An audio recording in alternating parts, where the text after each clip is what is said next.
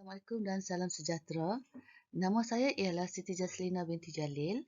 Nombor matrikulasi saya ialah CGS 02447234. Nombor kad pengenalan saya ialah 800116075078. Pusat pembelajaran saya pula ialah di Seberang Jaya, Pulau Pinang. Dan pada hari ini saya akan membentangkan kerja kursus yang bertajuk perancangan dan penilaian kurikulum pendidikan awal kanak-kanak, iaitu kod kursus saya ialah HMEC 5213. Dalam tugasan saya pada kali ini, iaitu memerlukan mereka bentuk program awal kanak-kanak berdasarkan kurikulum yang sesuai dengan perkembangan kanak-kanak. Berikut saya bentangkan tentang tajuk program yang saya rangkakan, iaitu program Pintar Kreatif, iaitu dalam program ini terdapat langkah untuk memberi pengetahuan dan pendedahan kepada kanak-kanak tentang aktiviti dan kelebihan yang ada dalam diri anak-anak masing-masing yang disambut di seluruh negara mengikut kesesuaian dalam pendidikan awal kanak-kanak pada setiap tahun, bagi menunjukkan kanak-kanak yang ada ini adalah kreatif dan inovatif. Program ini adalah merupakan program yang perlu disambut secara besar-besaran bagi mencukir bakat kanak-kanak khususnya.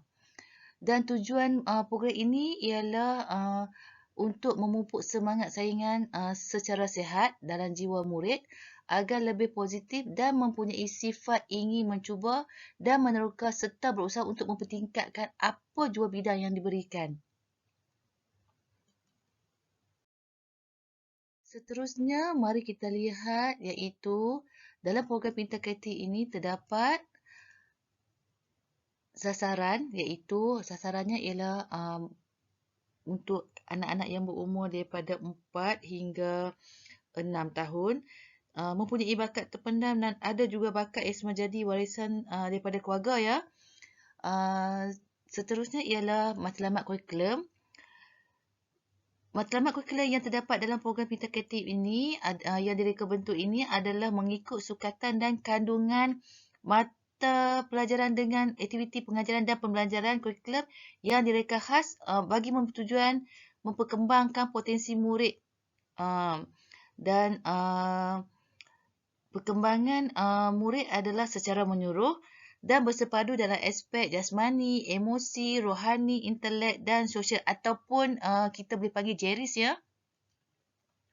Seterusnya kita lihat dalam program ini juga ada objektif kurikulum. Objektifnya ialah dapat memupuk kanak-kanak serta menanam semangat ingin mencuba di dalam jiwa kanak-kanak. Selain itu, kanak-kanak dapat mencetus dan menyemarakkan perasaan suasana dan semangat dalam tugasan yang diberikan kepada kanak-kanak. Melalui program ini juga dapat mewujudkan rasa kekitaan dan kerja berpasukan, seterusnya mengeratkan perpaduan di semua peringkat khususnya.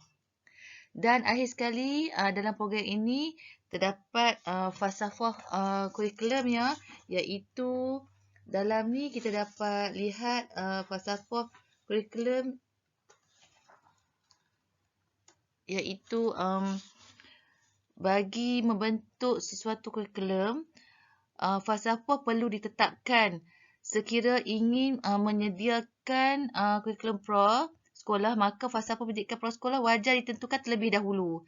Jadi dalam program ini adalah direka bentuk juga falsafah kurikulum yang menggambarkan tujuan prasekolah, nilai dan kepercayaan guru tentang bagaimana kanak-kanak itu belajar.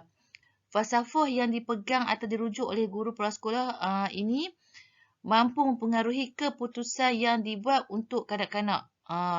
Falsafah kurikulum yang direka khas untuk program ini adalah suatu usaha yang berterusan ke arah lebih memperkembangkan potensi seorang kanak-kanak secara menyeluruh, iaitu holistik, dan bersepadu untuk mewujudkan insan yang seimbang dan harmonis dari segi jeris, iaitu intelek, rohani, emosi dan jasmani, berdasarkan kepercayaan dan kepatuhan kepada Tuhan. Berikut adalah video yang saya rasa bersesuaian dengan program Pintar Kreatif saya, dan ini adalah contoh video yang akan saya lakukan untuk doktor dapat lihat bagaimana program Pintar Kreatif ini akan dijalankan. Mari kita tonton sama-sama ya doktor.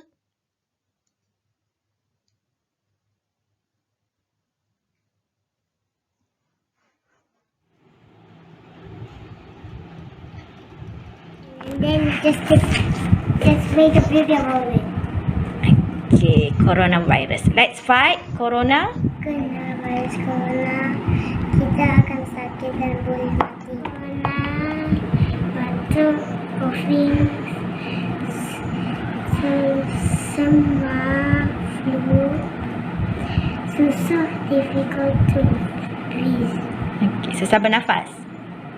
Susah bernafas. Virus corona. Bahaya tak? Bahaya. Juga corona masuk tangan.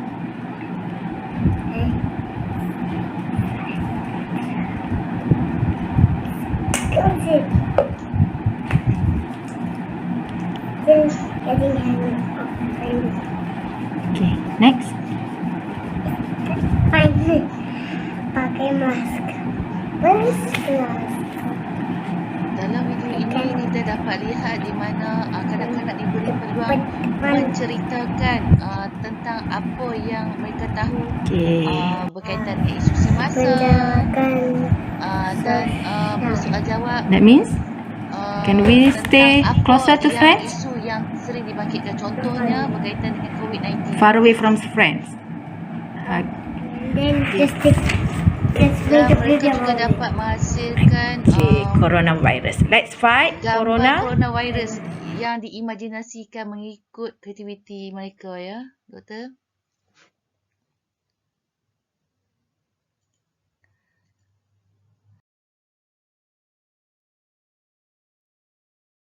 Seterusnya, mari kita lihat kepada modul dan teori pembelajaran yang ada terdapat dalam program Pintar Kreatif yang saya rekakan ini ialah terdapat dua modul iaitu modul kurikulum Tyler, iaitu program ini menjalankan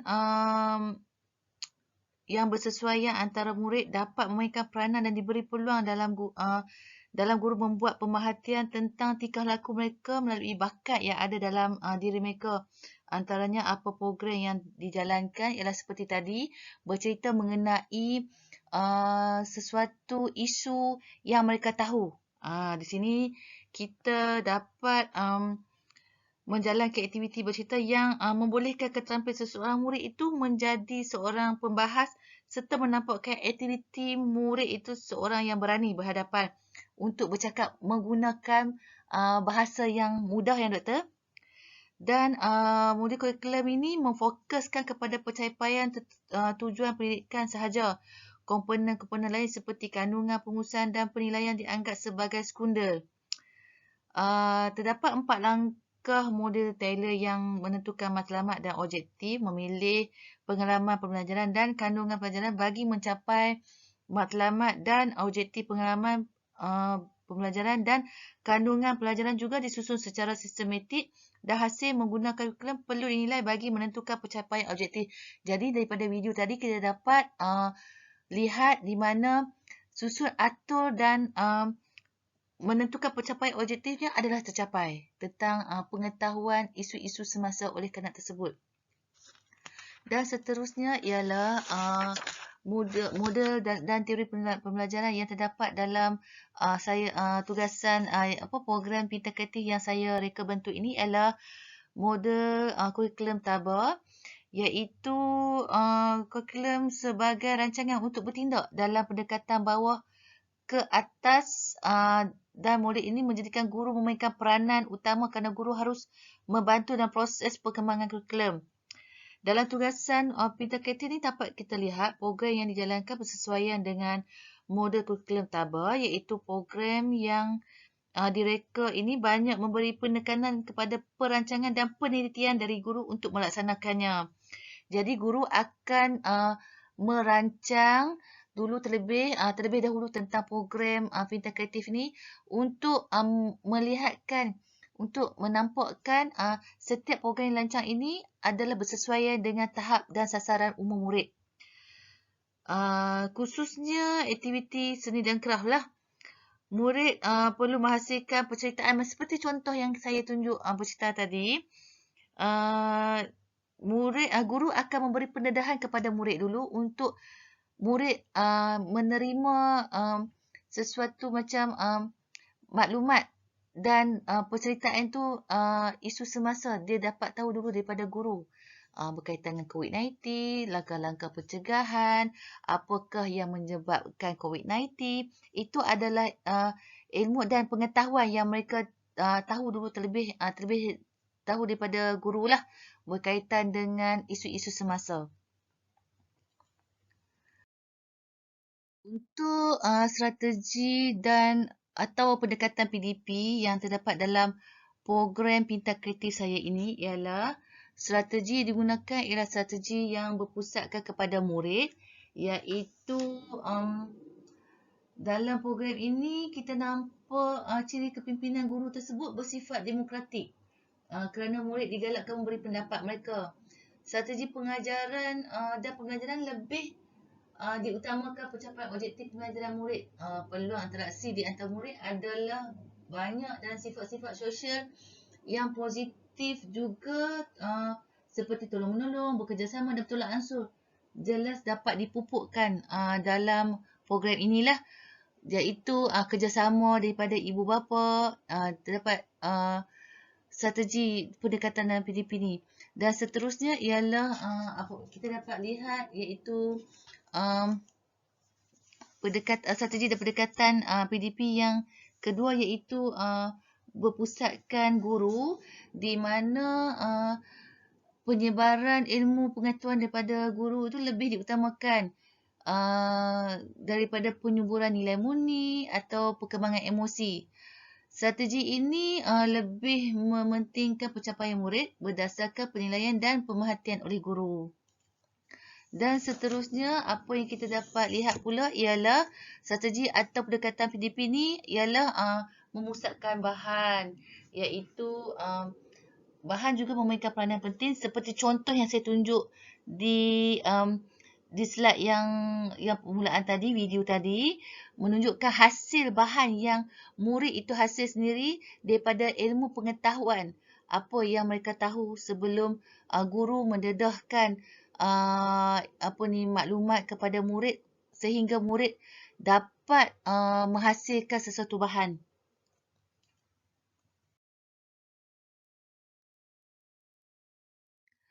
Kaedah dan penilaian yang saya jalankan dan saya rangkakan untuk dijalankan dalam program Pintar Kreatif ini iaitu melalui rekod pemerhatian dan penilaian oleh guru, dan guru akan membuat senarai semak, dan juga guru akan membuat rekod anekdot, dan penilaian dan senarai semak itu semua akan dimasukkan ke dalam portfolio.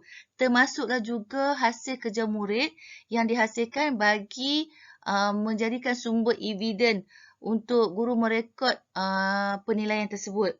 Guru boleh menjalankan pemerhatian melalui tingkah laku murid tentang ketika aktiviti dan penyertaan murid tersebut dalam PDP lah.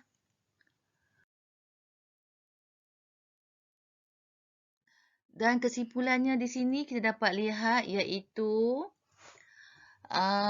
pengalaman dan pengetahuan adalah faktor utama dalam program Pintar Kreatif ini. Sesuatu input kita perlu tahu terlebih dahulu sebelum kita mendedahkan kepada murid. Dan seterusnya ialah berkolaborasi. Dan yang ketiga ialah interaksi.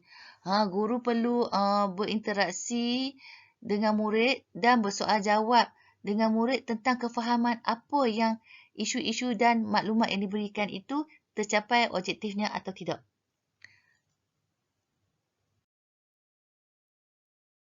Sekian dulu, terima kasih pembentangan saya pada hari ini, Doktor. Dan harap pembentangan saya ini memenuhi dan mencapai kehendak soalan tentang program Pintar Kreatif saya.